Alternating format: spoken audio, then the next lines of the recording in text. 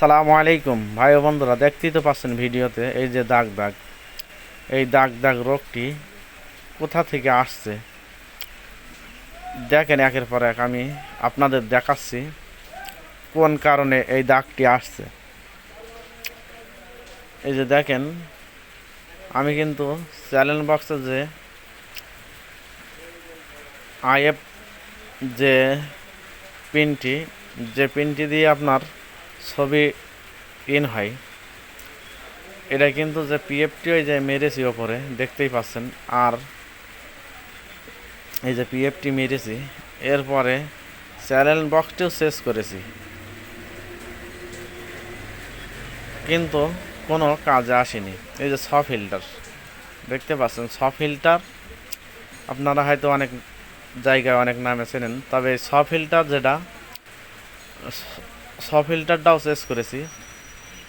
এ জায়গায় ভোল্টেজ সম্পূর্ণ কিন্তু ক্লিয়ার, এরপরেও ছবিতে ওই যে নেট দাগ দাগ ওটা আসতেই আছে সব চ্যানেলেই।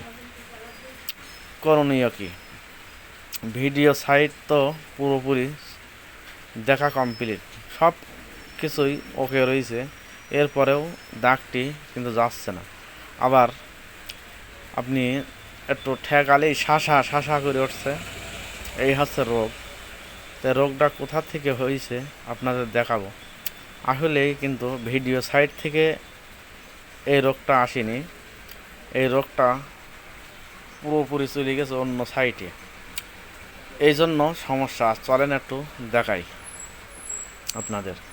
এই যে 2 KB PF ওই পিএফটি কিন্তু ওই সাইডটা ভিতর সাইডে যেটা আছে ওটা জং করে এক ঠাং কেটে গিয়েছে, এর কারণে আপনার এই যে নেট দাগ দাগ আসছে।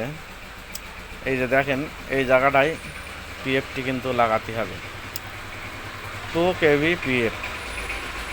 ইনশাল্লাহ বুঝতে পাইছেন ভাই ও বন্ধুরা।